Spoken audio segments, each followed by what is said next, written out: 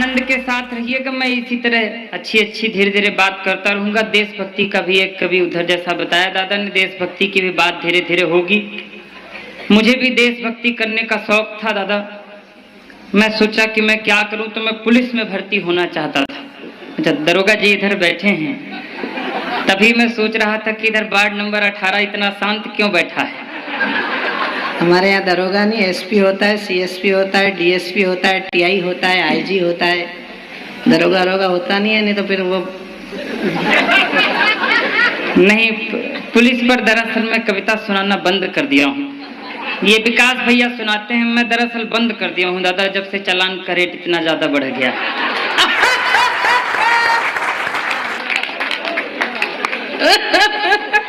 लेकिन मुझे भी देशभक्ति करने का जब भूत सवार था दादा, तो मैं भी एक मन आ गया था मेरे भी कि मैं पुलिस में भर्ती होना चाहता था। तो मैं जबलपुर ग्राउंड पहुंच गया।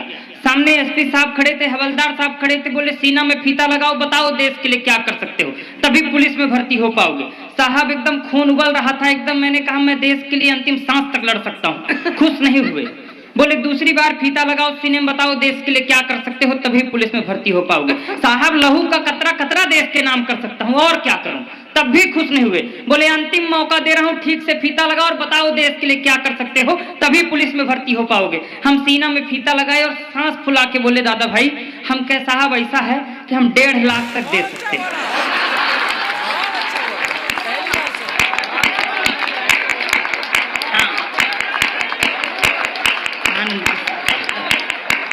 आनंद के साथ बैठी हूँ। अब आपको पता लग गया मध्य प्रदेश में क्या रेट चल रहा है। रेट ये तो पुराना है, अब 10 लाख हो गया है। आप सबका आशीर्वाद मिलता है। थोड़ा अपडेट रहा कर। वो उस जमाने की बात है। आनंद के साथ रहिए। दरअसल क्या है, अभी तक जब तक ये सम्मान समारोह वगैरह चल रहा था, आप लोग एकदम शांत बैठे थे। इधर भाभी जी लोग भी कुछ आई हैं, उनके वजह से कुछ श्रीमान जी लोग, भैया लोग, ऐसे पतिदेव लोग बैठे थे एकदम डरे हुए, इस तरह मुंह बना के बैठे थे जैसे इस समय हनी ट्रैप से नेता अफसर डरे हुए। एकदम आनंद रहिए। तो एकदम मस्ती बजाना है तो एक बार पूरा सदन जोरदार ताली बजाकर बताइए तू चेहरा में कब। अरे मालूम पड़े कल से इसी का नाम नहीं आ जाए। ऐसे ही आनंद। दरअसल अभी विश्वास नहीं हो रहा था कि आप लोग श्रोता ही हैं। मेरे धोखा हो जाता है। विवाह के पहले मैं एक बार और आया था सपना कवि सम्मेलन पढ़ने। मैं उस समय गीतकार भी बहुत अच्छा था। दादा संचालन कर रहे थे, मुझको खड़ा कर दिया। हाँ ऐसा होता है। मैं विवाह के पहले जब आया, मैंने 15 मिनट तक आंख बंद करके गीत पढ़ा। अब जरा शंका थी थोड़ा थोड़ा कि जो लोग श्रोता नहीं वो बताएंगे कि अंतिम पंक्ति में श्रोता ही बैठे हैं।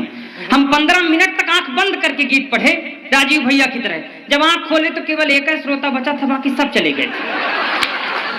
हम प्रणाम कर लिए उसको। हम कहे भाई साहब आपको मैं दंडवत प्रणाम करता हूँ, बताइए मैं आपके लिए क्या करूँ। आप ISI मार्क एकदम श्रोता है, बताइए मैं आपके लिए क्या करूं। तो वो हाथ जोड़ के बोला भाई अब कुछ मत करिए, और अगर आप शांत हो जाते तो मैं ये कुर्सियां और माइक लेके चला जाता, मैं टेंट वाला बैठा हूं। आप शांत हो जाते एकदम ताली वाली बजाते रहेंगे तो थोड़ा अच्छा लगेगा। आदत हो जाती है, जैसे लाइट से माइक चल रहा है ऐसे ताली की हम कवियों की आदत हो जाती है। आदत किसी की खराब ना हो जाए बड़ी खराब चीज होती है। हमारे मोहल्ले में एक बस कंडक्टर की शादी हुई तो आदत खराब थी। शादी की पहली रात जब अंदर गया तो बीबी से बोला कि थोड़ा और खसको, अभी 2 सवारी की जगह और खाली है। तमाम तरह की समस्याएं इस देश पर हैं, लेकिन आनंद के साथ रहिए। मैं ज्यादा कोई ऐसी बातें नहीं करूंगा। आज राजनीतिक लोग बड़े लोग हैं, और मैं ये कहता हूं दोस्तों, आज 2 महापुरुषों का भी जयंती है। एक वो महापुरुष जिसने कभी किसी औरत की फटी साड़ी देखकर आजीवन धोती पर रहने का वचन लिया, और एक वो महापुरुष जिसने एक रेल दुर्घटना होने पर भी अपने तत्कालीन रेल मंत्री पद से इस्तीफा दे दिया था। उन दोनों महापुरुषों की जयंती पर एक बार पुरजोर तालियां यहाँ से वहां तक वो चेहरा बताए कि कवि सम्मेलन उनकी याद में शुरू हो रहा है, उनकी स्मृति में शुरू है। तमाम आनंद। राजनीतिक बातें कोई करनी ही नहीं चाहिए नीलांशु भैया। राजनीतिक कोई बात नहीं। अभी चुनाव निपटा है, चुनाव से एक बार निपट के आइए तो ऐसा लगता है कि जैसे कुंभ नहा के आ गए। हम 4-5 महीने त्रस्त थे, तरह तरह के लुभावने आते थे। एक नेताजी चुनाव प्रचार करने गांव पहुंचे तो बाहर से खड़े होकर बोले, इस बार हम लोगों को फिर से वोट दीजिए, विकास होगा। इस बार हम लोगों को फिर से वोट दीजिए, विकास होगा। तो अंदर से एक चाची निकल आई, कहीं नेताजी झूठ मत बोलिए, पिछले बार भी आप बोल गए थे कि विकास होगा, लेकिन विकास नहीं हुआ था, पिंकी हुई थी। तमाम तरह के लुभावने अलग अलग। एक नेताजी और शहर में आए तो आते ही बोले, कहीं क्या समस्या है आपके शहर में? हम कह साहब कांग्रेस की सरकार आ गई, हमारे यहाँ कोई समस्या नहीं है, सड़क है, पानी है, बिजली है, सब है हमारे यहाँ, केवल शमशान नहीं है हमारे शहर में। कोई मरता है तो बहुत समस्या होती, शमशान नहीं है साहब। नेताजी और खतरनाक थे, कहीं इस बार हम लोगों को वोट दीजिए, एक एक घर में शमशान बना देंगे। आइए 4 पंक्तियों से धीरे से शुरू होता हूँ। ये बड़े लोग बैठे हैं, ये बड़ी बगिया है, एक छोटी सी कली इस बड़ी बगिया की आपको झलक दिखाने के लिए खड़ा हुआ है। मैं 4 पंक्तियां समर्पित करता हूँ धीरे से।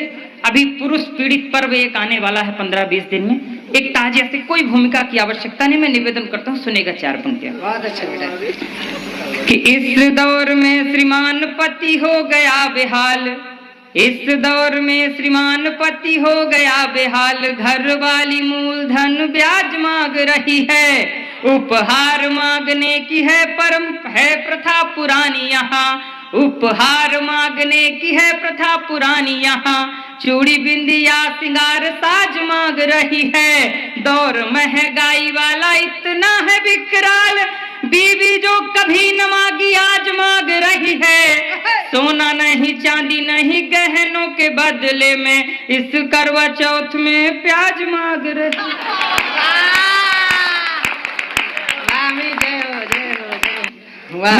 मैं तरोताजा विवाहित पुरुष हूँ, उभरता हुआ पति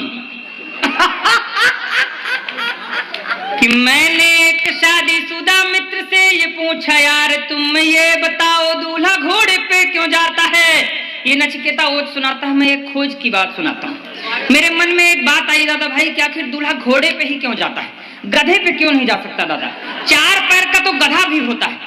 अंतिम पंक्ति में आपको पता चलेगा कि दूल्हा गधे पे क्यों नहीं जा सकता है। अगर मजा आ जाए तो फिर अंतिम पंक्ति तक बता दीजिएगा पीछे तक कि मैंने एक शादीशुदा, एक दिन वो मुझसे कह रही थी, कहीं जानते हैं आपको पाने के लिए मैंने 16 सोमवार के व्रत रखे। मैंने कहा अगर वो ना रखती तो? बोली फिर आपसे भी गया गुजरा मिलता। मैंने एक शादीशुदा मित्र से ये पूछा, हाँ बोली जानते हैं आपको शादी के पहले भी मैं बहुत अच्छी तरह से जानती थी, शादी के पहले भी मैं आपको आकर देखती थी घर में। मैंने कहा जब इतना देखती थी तो आखिर तुमने मुझ में क्या देख करके शादी की?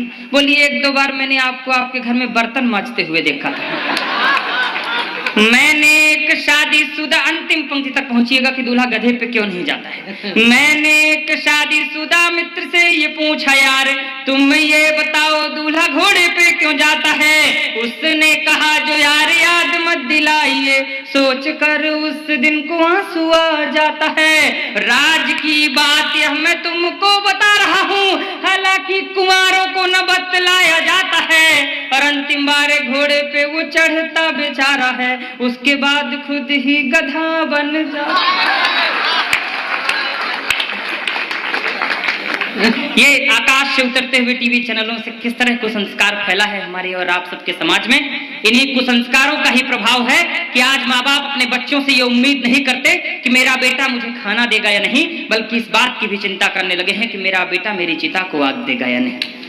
मैं 4 पंक्तियां समर्पित करता हूं, अगर ठीक लगे तो फिर आप सबका समर्थन मिले। कि खुशियां न पूछो यार पुत्र पैदा होने पर, एक पिता का पार्थिव रखा था, 4 बेटे उसके परदेश से आए थे, लेकिन दुर्भाग्य उस पिता का कि चारों बेटे अपने पिता को दाह संस्कार करने को तैयार नहीं थे। कोई अपनी बीमारी का बहाना कर रहा था, कोई 13 दिन छुट्टी ना मिलने का बहाना कर रहा था। वो दृश्य आंखों पर रखी और 4 पंक्तियां निवेदन करता हूं कि खुशियां न पूछो यार पुत्र पैदा होने पर, परिवार वाले लोग नाचते व गाते हैं, बेटे की संवारने के लिए जिंदगी को रोज माता पिता सपने भी कितने सजाते हैं। वक्त का ये खेल देखो बेटे जब कमाने लगे, समय बदला, वक्त का ये खेल देखो बेटे जब कमाने लगे, सपने माँ बाप के वो आंसू बन जाते हैं। और अंतिम पंक्ति में एक शब्द का 2 अर्थ में प्रयोग किया है, अगर अंदर तक झकझोरे तो फिर पीछे तक हाथ खोलिएगा। वक्त का ये खेल देखो बेटे जब कमाने लगे, सपने माँ बाप के वो आंसू बन जाते हैं। कंधे पे पिता ने जिन बेटों को घुमाया कभी, वही बेटे आज कंधा देने में लजाते हैं। कंधे पे पिता ने जिन बेटों को घुमाया कभी वही बेटे आज। 4 पंक्तियां और समर्पित करता हूँ, बड़े लोग बैठे हैं। माता पिता ईश्वर का रूप दूसरा थे यहाँ, लगता है जाने किस दौर की ये बातें हैं। इन बड़े लोगों के बीच शायद मैं कभी बन पाया या नहीं इनको सुनकर, लेकिन अंतिम पंक्ति में एक पलट और करता हूँ अपनी बुद्धि से, अगर ठीक लगे तो आशीर्वाद दीजिएगा। माता पिता ईश्वर का रूप दूसरा थे यहाँ, लगता है जाने किस दौर की ये बात है। सुख भले जीवन का नहीं कुछ जान पाए, पढ़े भी नहीं थे किंतु बच्चों को पढ़ाते हैं। और अपनाने वाला भी जो बच्चों को खिलाते थे वो आज भी 2 रोटी बड़ी मुश्किल से पाते हैं। लोरियां सुना के बेटों को सुलाते थे कभी जो, आज बेटों की वो सुन गालियां सो जाते हैं। बेटे वाह। लोरियां सुना के बेटों को सुलाते थे कभी जो। आइए एक कविता समर्पित करता हूँ जो पहले दौर का समय मेरे लिए निश्चित था। मैं एक कविता समर्पित करता हूँ, शायद अमित शुक्ला को इन बड़े लोगों के बीच बहुत खड़े होने के लायक बनाया। लेकिन ये सब संस्कार की बातें, हम सब रीवा सपना के लोग हैं आदित्य दादा। हमारा संस्कार जरा दूसरे तरह का होता है, थोड़ा सा हम ज्यादा संस्कारवान होते हैं, पूरे हिंदुस्तान में ही संस्कारवान। हमारे रीवा में अभी एक सज्जन खत्म हुए तो उनके 2 बालक थे, तो बड़ा वाला बोला कि छोटू तुम पिताजी की अस्थियां लेके चले जाओ इलाहाबाद, हम यहाँ 13वीं की तैयारी कर लें।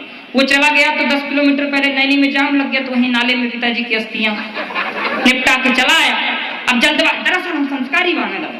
अब दूसरे दिन बड़ा वाला उठा तो उसको डर था कि ये पहुंचा नहीं वहां तक, तो भूमिका बांधने लगा। कहा छोटू, रात को बाबूजी सपने में आए थे और कह रहे थे कि छोटू हमको इलाहाबाद नहीं पहुंचाया, कहाँ तुम छोड़ आए बाबूजी को। छोटू और संस्कारवान था, कहा बाबूजी की हमको यही आदत नहीं अच्छी लगती भैया। 300 किलोमीटर यहाँ शिकायत करने चले आए, 10 किलोमीटर इलाहाबाद बचा था तो वहां नहीं जा सकते थे। ये हम लोगों का संस्कार ज्यादा है थोड़ा सही से, हम लोगों का कल्चर ही अलग है। सफीकान दादा अभी पिछले महीने 2 महीने पहले भी रीवा गए थे, तो मैं इनको घुमाने के लिए ले गया, तो कहीं रीवा सपना ये थोड़ा सा डिजिटलीकरण नहीं हो पाया। हम कहें काहे, कहीं यहाँ डिवाइडर नहीं दिख रहे सड़क के बीच। हम कहे दादा आप महानगर में रहते हैं, वहाँ डिवाइडर बनाए जाते होंगे, हमारे यहाँ प्राकृतिक रूप से डिवाइडर रहते हैं। कैसे? हम कहें हर आधा किलोमीटर के बाद देखिए सड़क के बीचों बीच एक बैल खड़ा रहता है, वो डिवाइडर